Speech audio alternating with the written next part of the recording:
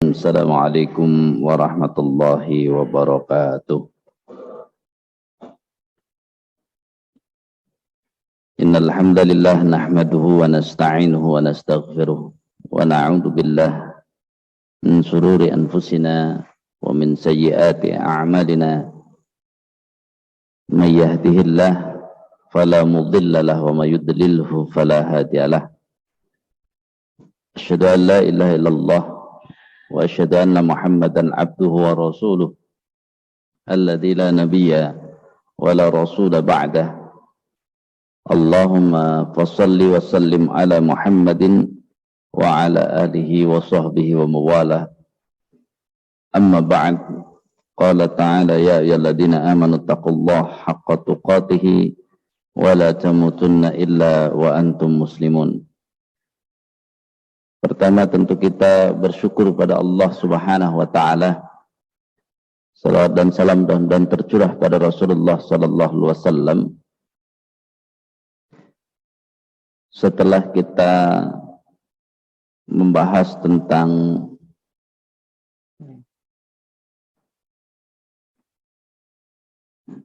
ikhlas, kemudian taubat, lalu kemudian masuk kepada sabar. Ikhlas itu akan kita bawa di semua lini kehidupan kita, karena Rasulullah sudah menegaskan innamal a'malu binniyat. Sesungguhnya setiap amal itu sangat tergantung kepada niatnya. Sehingga dari ikhlas itu diharapkan menggugah orang untuk selalu bertobat. Karena ketika orang bicara bahwa manusia tempat lupa dan salah, tetapi sebaik-baik orang lupa dan salah adalah bertobat. Wa khairul khatta'ina at-tawwabun. Sebaik-baik orang yang mengaku salah, dia harus bertobat kepada Allah Subhanahu wa taala. Taubat ini sasarannya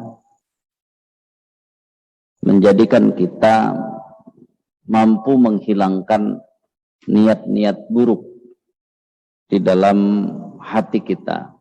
Jadi kita perkuat lagi setelah keikhlasan, maka diperkuat lagi dengan taubat.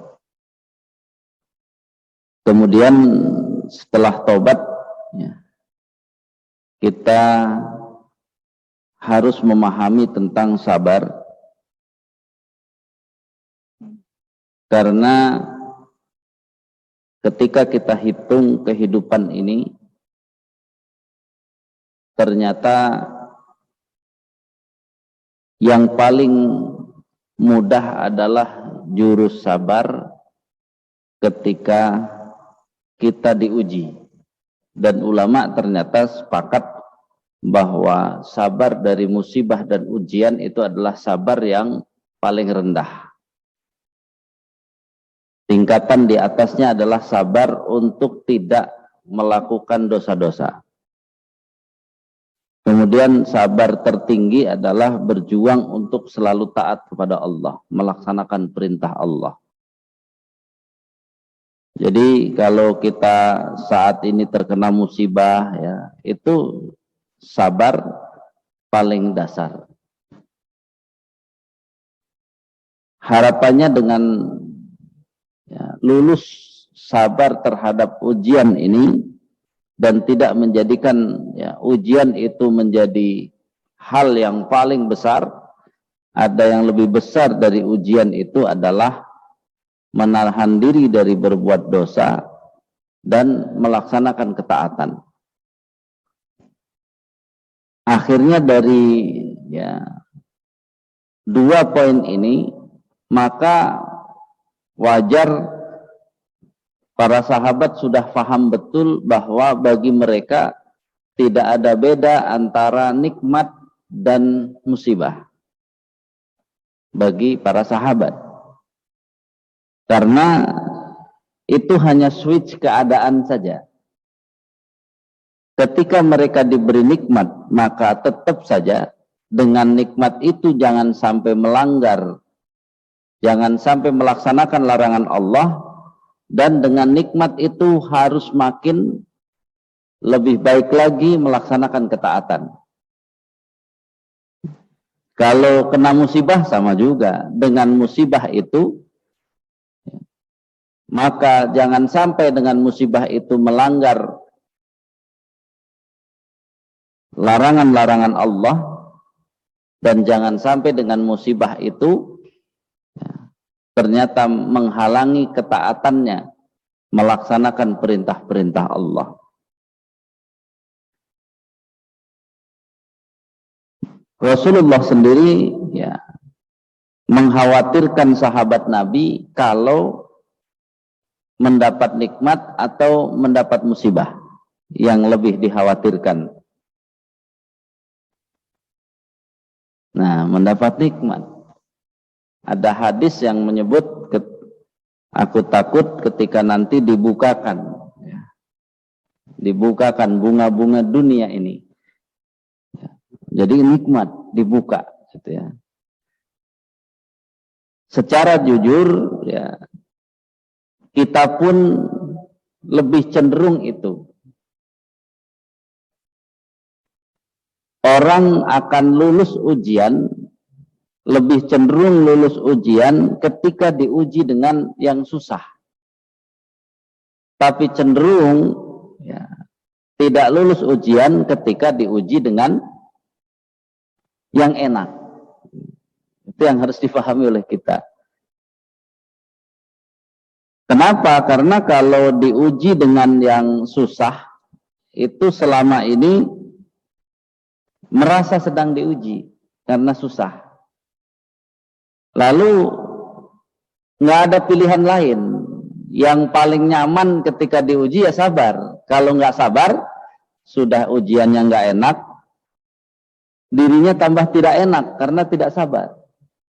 Tapi begitu sabar, ternyata bisa mengurangi beban ujian. Jadi nggak ada pilihan lain kalau sedang diuji. Tapi coba kalau ya ujiannya itu bukan berupa musibah, ujiannya berupa kenikmatan. Maka biasanya kenapa agak susah lulus, tidak merasa sedang diuji. Tidak merasa sedang diuji. Orang enak, gimana enak merasa diuji? Dapat nikmat. Ya. Pilihannya antara menikmati nikmat yang diberikan, untuk pilihannya jadi lebih dari satu. Dengan nikmat itu bisa apa? Santai-santai, bisa enak-enakan, bisa lalai, bisa kemana saja, apa sajalah gitu ya. Kalau musibah kan enggak, coba pas dapat musibah mau kemana-mana, enggak kepikiran mau kemana-mana. Coba kalau dapat nikmat yang banyak, kepikiran mau ini, mau itu, wah keinginan juga banyak. Itu poin tentang kesabaran harus ditangkap. Karena apa? Karena kalau kita tidak paham tentang kesabaran, salah satu kesabaran juga sama seperti ikhlas akan menyebar, akan digunakan di seluruh amal. Termasuk kesabaran kita untuk mencari ilmu. Kesabaran kita untuk mencari ilmu. Ketika kita melihat kesabaran mencari ilmu, maka ya, kita akan banyak melihat para sahabat Nabi itu bersabar belajar dari Rasulullah selama 23 tahun. Mereka sabar benar tuh 23 tahun belajar. Bahkan nanti ya sahabat-sahabat yang disebut sighar, berarti sahabat-sahabat belakangan, Ketika Rasul wafat juga tidak berhenti belajar dengan sahabat-sahabat yang dari awal. Ya. Sahabat-sahabat yang dianggap ilmunya lebih banyak. Itu masih belajar. Sehingga ya, tidak ada dalam ilmu itu ketergesa-gesaan, buru-buru. Tidak ada. Makanya ya, Imam Az-Zarnuji yang menulis buku Ta'limul Muta'allim itu menyebutnya salah satu syarat ya, untuk mendapatkan ilmu adalah tuluz zaman. Butuh waktu yang lama. Butuh waktu yang lama. Jemaah sekalian rahimakumullah, kenapa kita soroti kesabaran pada poin ilmu? Maka kata kunci kesabaran yang sering ditanyakan itu kan batas kesabaran. Maka yang lalu sudah kita sebut batas kesabaran itu sampai mana? Sampai bertemu malaikat di surga. Dengan kalimat yang disebutkan dalam surat Ar-Ra'd itu. Ya. Salamun alaikum bima sobartum. Nanti malaikat datang ke penghuni surga lalu akan mengatakan salamun alaikum, selamat ya. Kamu udah nyampe sini, nyampe surga. Malaikat menyebut bima sobartum, karena kesabaran kalian. Jadi kalau ditanya sabar sampai kapan? Sampai masuk surga. Kalau belum masuk surga, jangan berhenti bersabar. Jangankan sabar urusan yang besar, banyak. Sabar melaksanakan perintah Allah, yang Allah sendiri menyampaikan pelaksanaan perintah itu harus dengan kesabaran. Itu saja terbukti. Wa'mur ahlaka bis sholati wastabir 'alaiha. Wahai para pemimpin keluarga, perintahkan kepada keluargamu untuk sholat. Wastabir 'alaiha. Tapi kata Allah, memerintahkan keluarga untuk sholat harus diiringi dengan wastabir. Bukan wasbir, tapi wastabir. Ulama menyatakan wastabir itu menunjukkan sabarnya tidak cukup. Sabar biasa. Harus sabar yang luar biasa. Nyuruh sholat padahal. Maka dari kecil diajak sholat. Waktu umur-umur ya. Belum sampai 7 tahun. Kadang-kadang ikut aja. Ke masjid pengen ikut niruin gitu ya. Pas umur 7 tahun harusnya disuruh, agak sedikit males, nggak mau. Coba kita.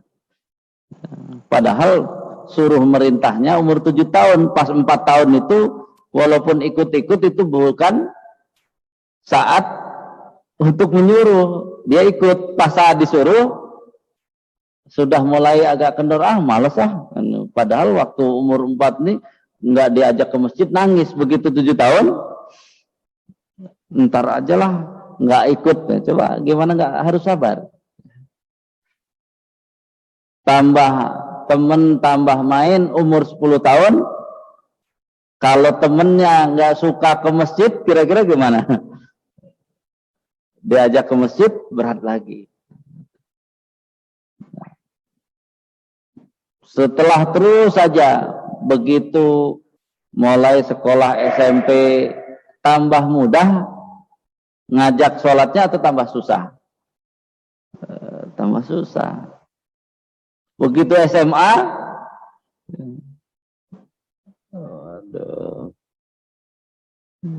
suka-suka kan.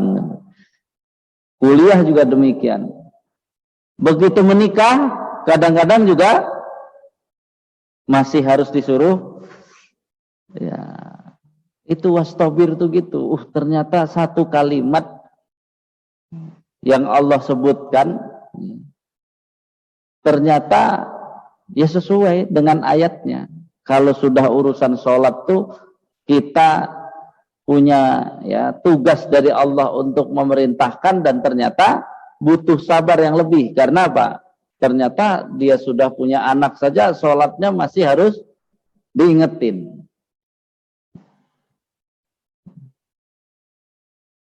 Ibaratnya dia sudah sukses, anaknya semua sudah sukses, sudah besar-besar. Nikah, ternyata pasangan anaknya agak susah juga sholatnya tuh.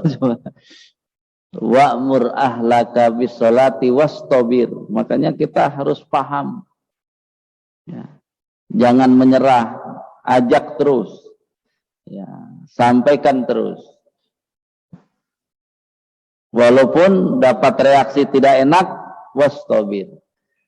Kesabaran yang tidak sedikit. Kok mau aja Pak gitu ngingetin ini? Iya, saya akan berhenti kalau ya sudah tidak ada, sudah wafat. Dan mudah-mudahan ya semangat kita untuk melaksanakan perintah Allah yang merupakan kesabaran paling tinggi. Jadi kan ternyata melaksanakan perintah Allah itu sabar paling tinggi grade-nya. Ternyata harus kita laksanakan. Ujiannya begitu ya, menantunya sudah bisa disuruh sholat, begitu lahir anaknya, cucunya, susah juga ternyata. Kita masih hidup, kita ingetin juga. Walaupun mungkin orang tuanya ngingetin, kemudian kesana ngingetin, tapi kita jangan biarkan kesempatan melaksanakan perintah Allah yang merupakan kesabaran tertinggi, ya itu kita lewatkan. Pahalanya pasti besar. Jadi lakukan ya. Rasulullah sendiri kan ya di beberapa di hadisnya kan ngajak cucunya ke masjid. Ini kan menunjukkan apa? Oh, ternyata harus mempengaruhi juga ya kakeknya untuk mengajak cucunya yang laki-laki ke masjid. Kalau mengajak cucu perempuan berarti sholat-sholat di rumah, sholat sunnah, biar diajarkan. Itu kesabaran. Baru kemudian ya, Imam An-Nawawi dalam Riyadhus Shalihin setelah menjelaskan bab sabar, baru babus sidqi, bab tentang as-sidqu. Ya. Ma'nahu mutabiqatul khairi al-waqi'. Ya. Jadi asal makna dari as-sidqu adalah kesesuaian kebaikan dengan kejadiannya. Artinya, ya, jadi sesuatu yang baik di sini disebut mutabiqatul khair, bukan yang buruk. Kita tahu, ya, buruk, melihat sesuatu yang buruk bukan kejahatan, hanya aib, gitu ya. Itu pas ditanya dia lagi ngapain, gitu ya. Oh, tadi melakukan keburukan. Itu nanti tidak disebut jujur itu. Karena apa? Ya, keburukan yang orang lain tidak perlu tahu. Dan ternyata hanya masalah ya pribadi itu yang belum ya. Dan dia juga misalnya lihat kawan kita melihat tontonan nggak baik gitu ya. Itu kan nggak ya dinasehatkan kemudian bersama saja menjadi rahasia. Jangan, oh saya kalau ditanya orang kan harus jujur. Pak tadi kenapa kawan bapak itu? Itu bukan jujur kalau bilang tadi saya lihat dia nonton tontonan nggak benar. Nah, itu bukan jujur, karena jujur itu mutabiqatul khair. Ya, kalau sesuatu itu yang baik ya sampaikan. Kalau nanti kalau yang gitu-gitu namanya polos, bukan jujur. Ya. Jadi jujur itu ada tujuan baik.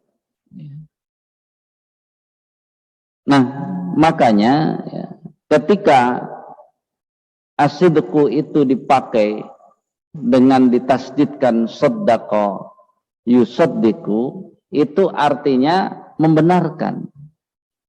Jadi dari kata jujur kemudian diartikan membenarkan.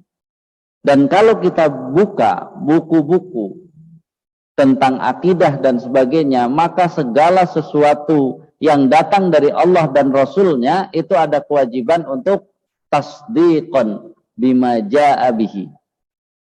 Untuk pembenaran, dan pembenarannya lihat tasdiq, bukan tahqiq.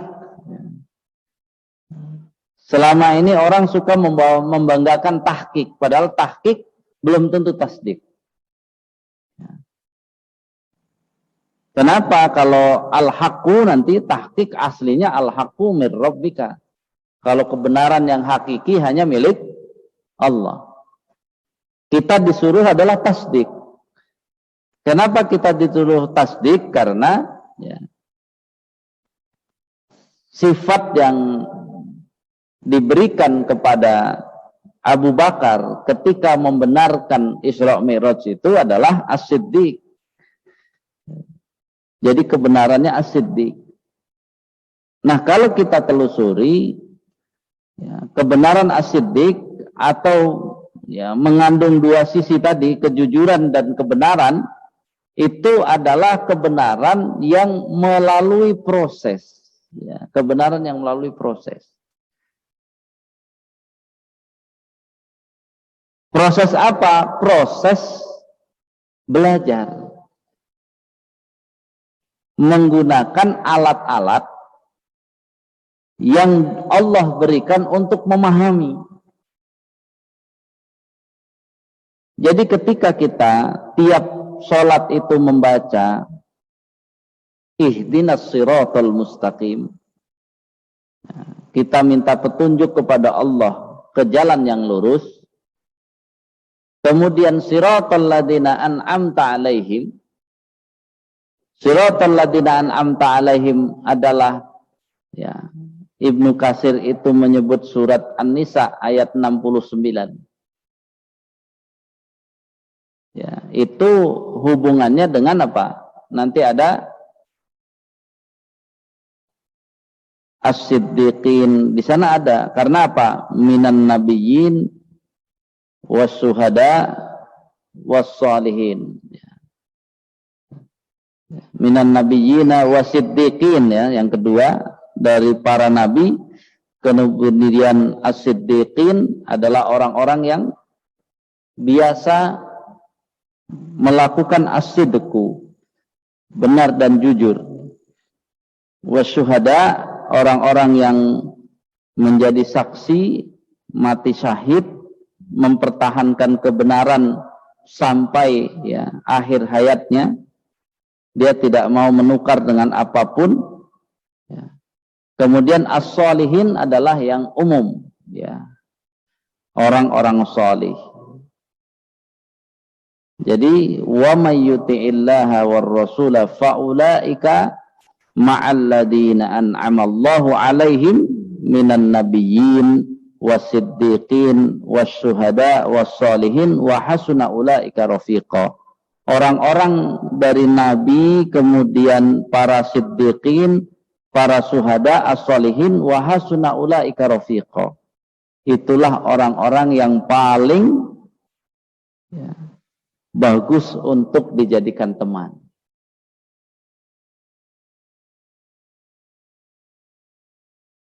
Berlaku as-siddiq adalah perintah Allah, ya ayyuhalladzina amanu taqullaha wa kunu ma'as shadiqin. Surat At-Taubah ayat 119, wahai orang yang beriman, ya, ittaqullah, bertakwalah kepada Allah, wa kunu ma'as shadiqin, dan jadilah engkau bersama orang-orang yang jujur dan benar. Jemaah sekalian rahimakumullah, hari ini kita hidup di akhir zaman, ternyata ujiannya di sini. Kita menghadapi banyak kedustaan. Kalau tidak dusta, kita menghadapi banyak ketidakjujuran. Banyak ketidakjujuran. Termasuk dalam kajian-kajian Islam. Ada satu sisi yang dengan permainan kata-kata dan logika, tapi sangat jauh dari kebenaran, ya kayak yang kita dengar kemarin, tiba-tiba la ilaha illallah jadi maknanya persatuan gitu, atau tauhid dikatakan persatuan itu, kemudian tiba-tiba mentahrif, merubah ya, makna siapa yang ya man akhiru kalamihi, siapa yang akhir perkataannya mengucapkan la ilaha illallah dakhalal jannah, menjadi apa? Siapa yang akhirnya tetap mendukung persatuan. Ya, persatuan yang gado-gado, ada bersatu dengan orang musyrik, orang kafir. Jadi luar biasa ya. Akhir zaman. Ini akhir zaman. Makanya tidak cukup di akhir zaman apa yang dibilang orang dulu, yang penting saya mah sholat 5 waktu, baca Quran, kemudian ya infak, sedekah, menikmati masa tua, asal husnul khotimah, itu tidak cukup karena yang diserang pemahaman. Belum kita harus mengetahui kriteria kawan. Kita paling tidak harus memanage diri, memulai menghitung untuk punya kawan ring 1. Ring 1 itu siapa kawannya? Cari orang-orang yang tidak menyekutukan Allah.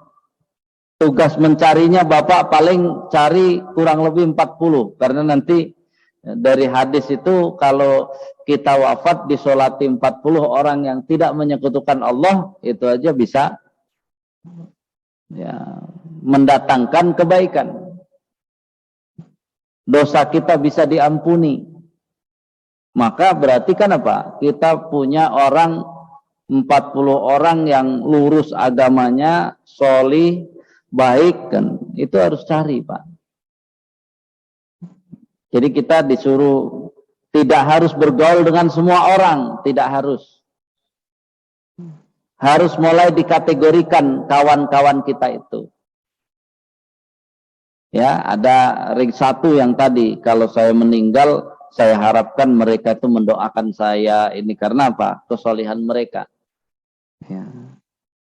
Kemudian ada ya ring 2 yang orang mungkin biasa diajak untuk memecahkan masalah, ya, yang kebaikan-kebaikan gitu. Ya ring 3 umum secara keseluruhan. Tapi secara kategori kawan-kawan itu kan bisa kita pilah-pilah. Jangankan kawan lah, grup. Bapak kan punya grup misalnya. Itu kan ada grup yang akan terus menutrisi keimanan. Jadi grupnya itu memberi nutrisi keimanan. Ini penting. Ada grup yang memberi solusi kehidupan. Jadi ada sisi apa? Ada grup yang tadi menguatkan keimanan, ada grup yang tadi memang yang di situ dibicarakan sih kehidupan, khususnya dunia ini. Maka bahasanya kan bisa kita sebut kawan yang pertama adalah grup kawan yang pertama yang tadi memberi makan keimanan, grup yang kedua seperti mengobati luka. Kan di kehidupannya cuma luka-luka saja.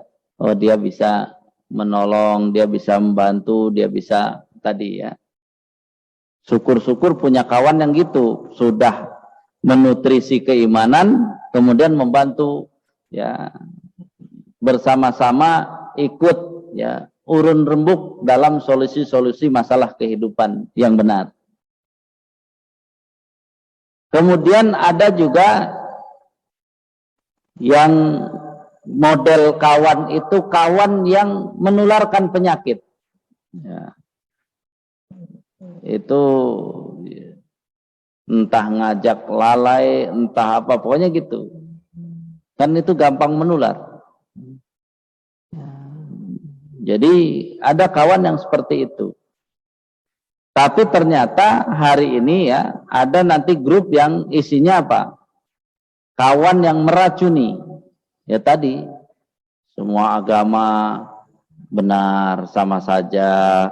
Kemudian tadi ya yang gitu. Jadi kita harus milah, oh ada kawan-kawan yang suka dengan itu, berarti itu racun, jangan ya terbawa kita racun. Tadi ada yang membawa penyakit, ya gampang ria, sum'ah, kemudian gampang hura-hura, gampang, pokoknya yang lalai-lalai lah ikutnya. Itu namanya menularkan, karena yang gitu-gitu tuh enak, itu nular. Kita ternyata harus punya kriteria grup juga. Mana yang harus banyak diakses, tentu yang menutrisi keimanan kita. Yang itu enggak terlalu lah gitu ya. Ya seperti